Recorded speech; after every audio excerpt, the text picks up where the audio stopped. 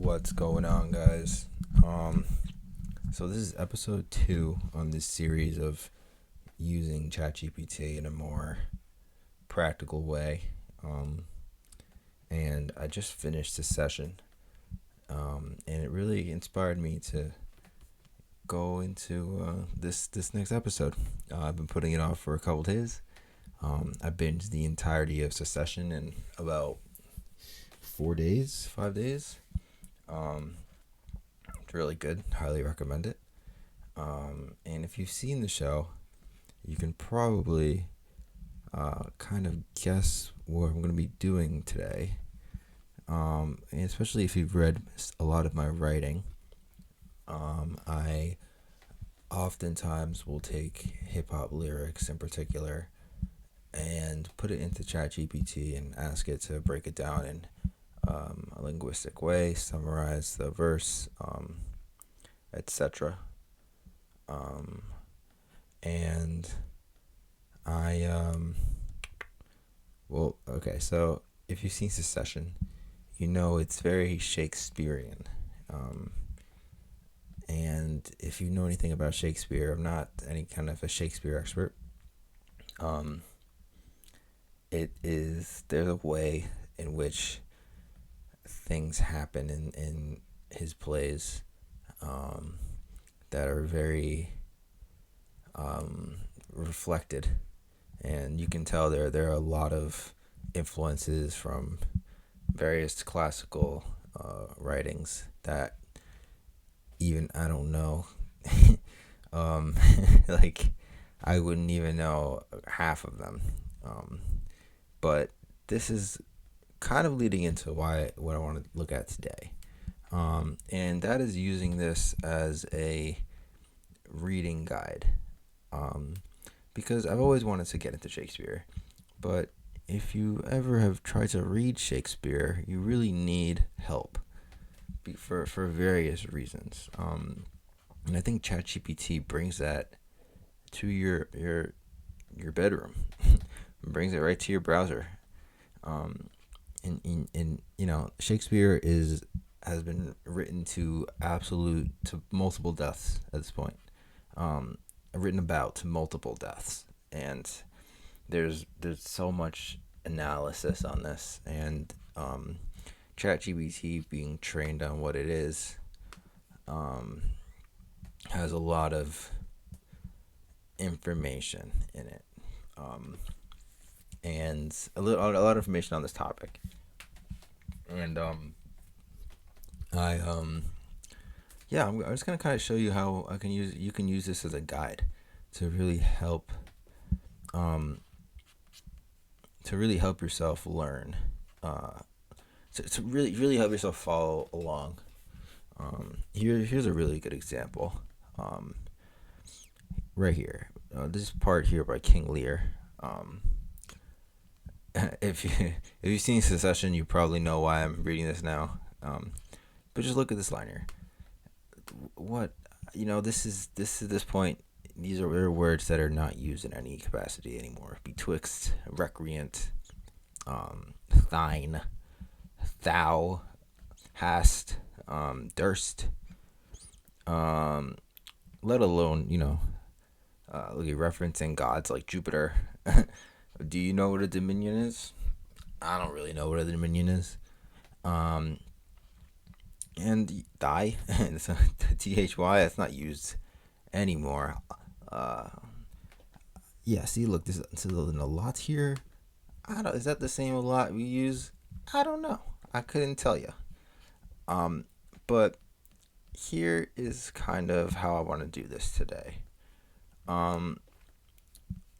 I wanted to kind of, for me, and not everyone is like this. I'm very much a top-down learner. I need to know the whole picture first, and then I can start picking at the details. And then I put it all together and add that into the larger picture that I have. Not everyone's like this, a lot of people can just read right through this and they get it, right? Or a lot of people will stop and, look at a paragraph here and there and they get it, right? So I'm going to show you an example of how you can go and read Shakespearean work today and understand it. And I also want to add something, because if I told someone, a teacher, this, they're gonna like. I've seen this technology called an English major's wet dream, and I agree, because it's a linguistic machine, right?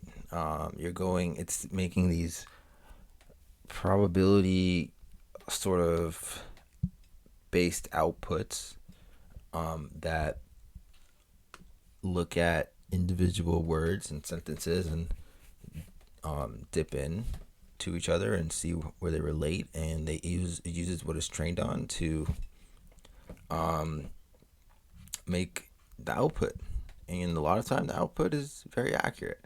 So we're gonna start today looking at scene 1 of King Lear, right? There's a synopsis here, that's fine.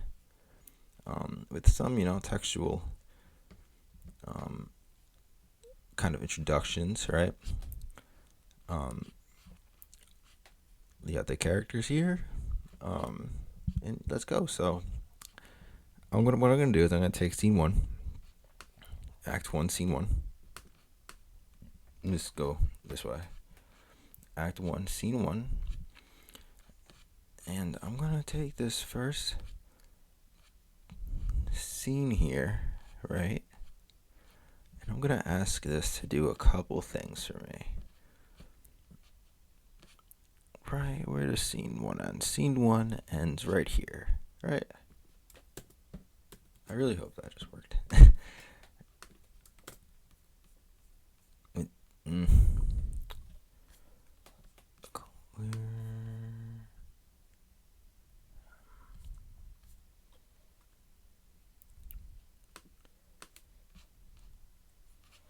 Sorry, I'm just gonna copy it the other way, because that didn't work so well.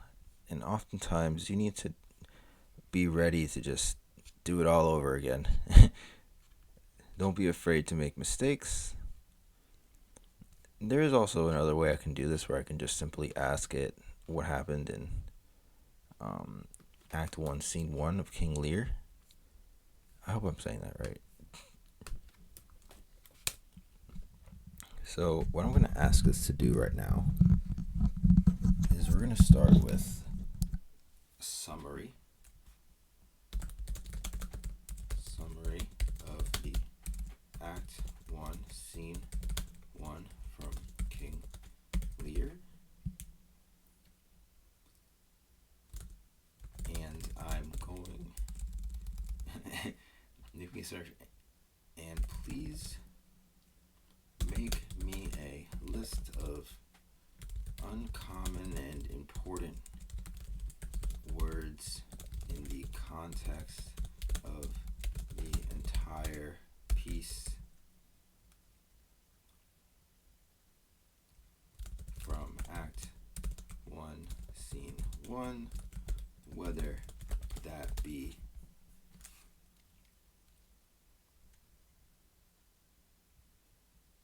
words that are not used in the English language today, or any other words of importance you may see. Now, I'm hoping I don't have to do this all over again because it's too big of an input, but solid.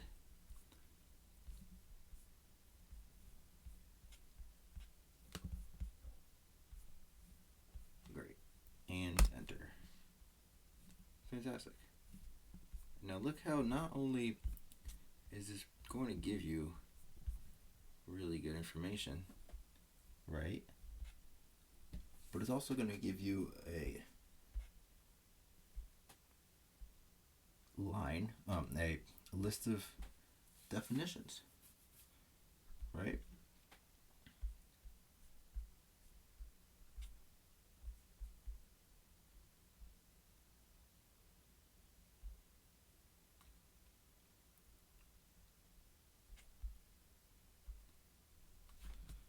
Now, there are some words that I saw that weren't put in here that I want to ask ChatGPT in particular to look up, because there was a paragraph, there was a portion of dialogue that I was really interested in right here.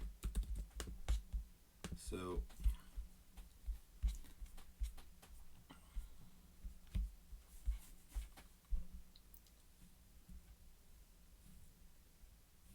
see right now, so let's say you're reading this and you have no clue what you just read. So now you get a nice little summary here. You can dig into it and attack it again. I'm going to ask it to do one more thing. Sometimes you have to go in and kind of get more specific. You don't want to give this too much information at once. It just isn't going to capture everything.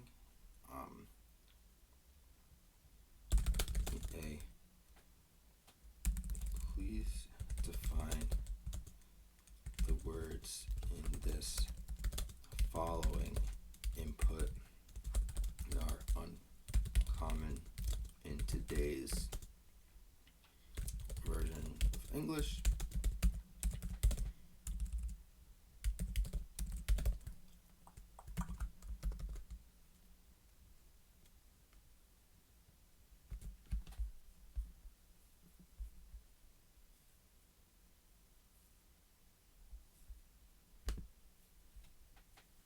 And as you see, I'm doing that again.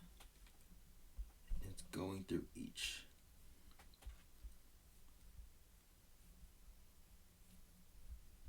Betwixt was the word I was looking for. Not gonna lie. Between or in the middle of. Okay, interesting. A lot. Do we use a lot?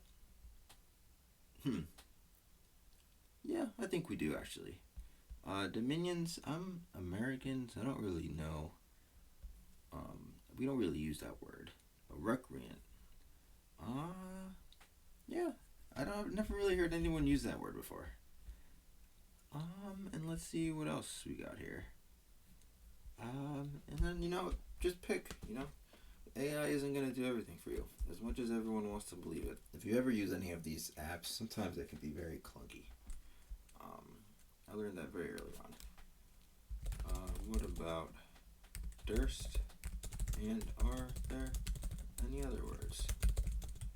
Any other words that fit the definition of what I am looking for from that input?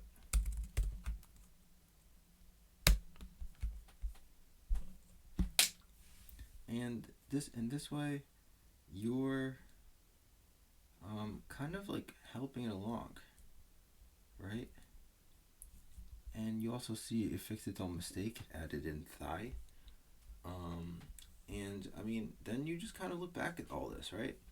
All of a sudden, you have a lot of analysis on something that you do not probably know anything about. And your teacher probably knows nothing about, right? And if you want, you can just, I recommend this highly. Pop in, and you look up if these are correct, right? Nearness in place and time is propinquity, being close to someone or something, proximity, right? And if you want to go be the great teacher that you are as a self-teacher, you can kind of go back and go through all of them and double check. I'm not going to do that today. I just recommend look for hallucinations. I don't want to make this too long, but you kind of see what I did here, and you can read all the Shakespeare you want, and you're not going to be worried about you're not going to be worried about reading something and kind of looking at yourself like after you read it and being like, what the heck did I just read? Right? So yeah, take it for what it is. Your teacher is not perfect either, so don't let any teacher really shoot you down from using this stuff. I think it's very cool. I think that this is better than all my teachers. Shout out to them. So yeah, so thank you for listening, checking this out, and check out the next part of this series soon. I have more ideas. So peace out, guys.